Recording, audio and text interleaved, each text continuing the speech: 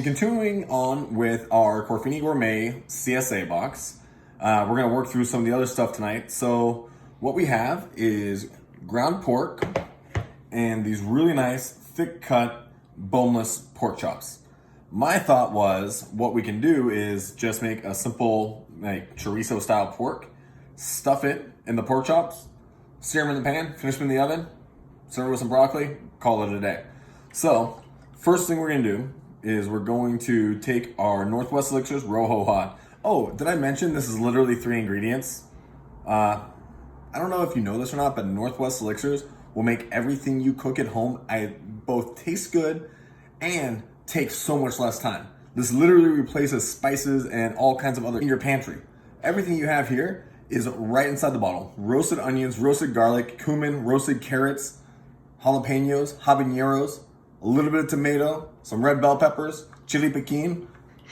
It's perfect for making chorizo. So we have 1 pound of ground pork, and what we're gonna do is we're gonna take, I'm gonna guess just about, I'm gonna tell you, I'm not gonna guess, I'm gonna tell you 1/4 of a cup of Rojo Hott.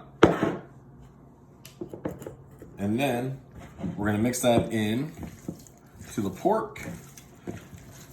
And now you can do a few things with this pork at this point. Like if you just want to have like breakfast sausage, or you want to have like a chorizo omelet, or you want some chorizo for tacos, just by adding our Rojo Hott, you have that. Like I wish you guys could actually smell the way this is right now, because you can smell that red wine vinegar mixed with that cumin, and it's just like so bright and so big and so fresh.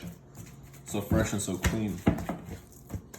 So once we have that mixed well, you can see the color is already much darker. It's nice and red. You can smell the spices.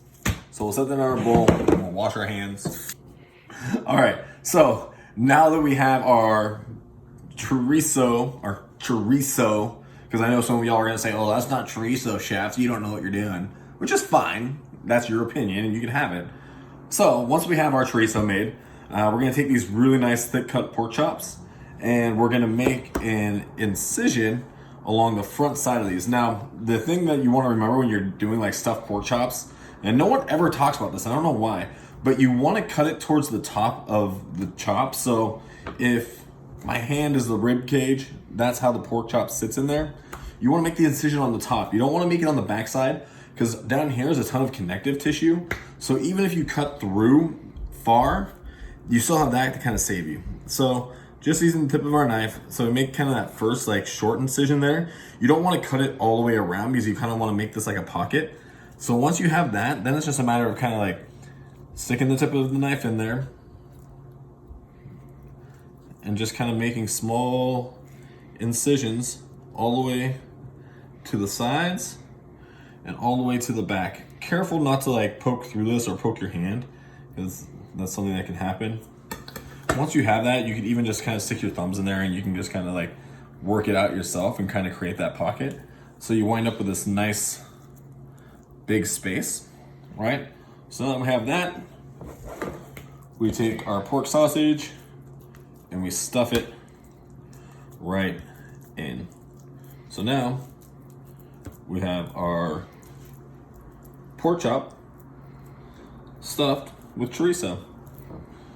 We'll do that one more time so we see it again, back side of the chop. So take it on the front. I like to use it flat on the board. Again, it's a little bit safer. You aren't like putting your hand at risk. For me, like I don't mind picking it up and kind of going at it. I have a little bit more experience handling knives than a lot of normal folks that haven't worked in restaurants. So I don't blame you if you keep it on the board, just like I am right now. So there's nothing wrong with that.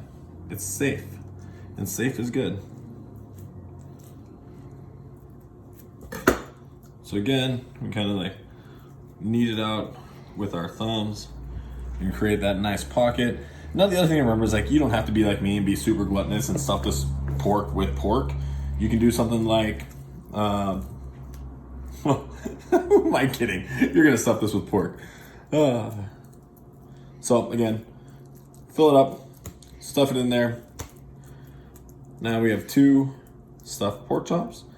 we'll put them on a plate and we'll head over to the stove to do some cooking. All right, so get our pan on the stove top, get a little bit nice and warm, get the olive oil around the edges. We're gonna add some Jacobsen sea salt to the top of these bad boys. One of these is not getting very much salt because my fiance, Christina, has a much more delicate palate than I. A little bit of fresh cracked black pepper. Now, as you can see, our pan is kind of smoky. It's at the nice smoke point. We'll take our pork chop, lay in the pan away from us so that we don't splash any oil towards ourselves. Turn our heat down to a medium. We'll season the other side of these chops.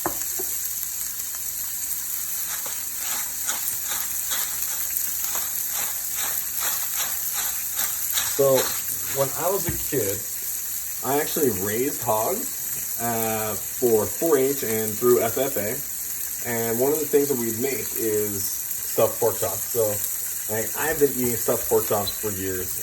My father, who's a really good cook, he used to make these things. He would do butternut squash with apples and sage, and he'd stuff that into the pork. So we were actually like eating pork with vegetables. And bear in mind, these are actual pigs that we grew up with. Not really grew up with, but we raised from babies until adulthood, and then we sold them at the auction.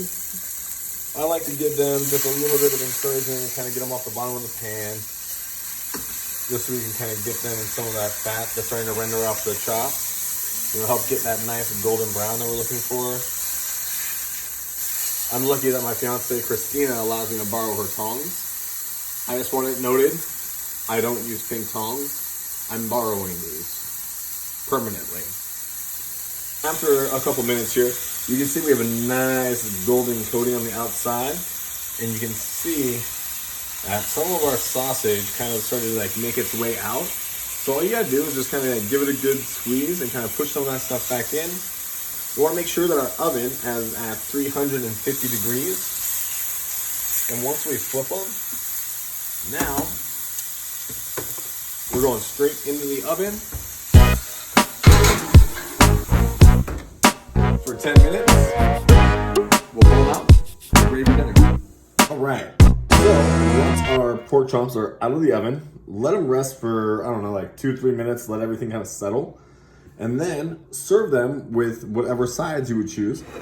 I chose broccoli with bacon and red onions. Now, let's slice on into this bad boy and see what that looks like. Absolutely beautiful. And so there it is. Northwest Elixirs pork sausage stuffed pork chops. Easy as that.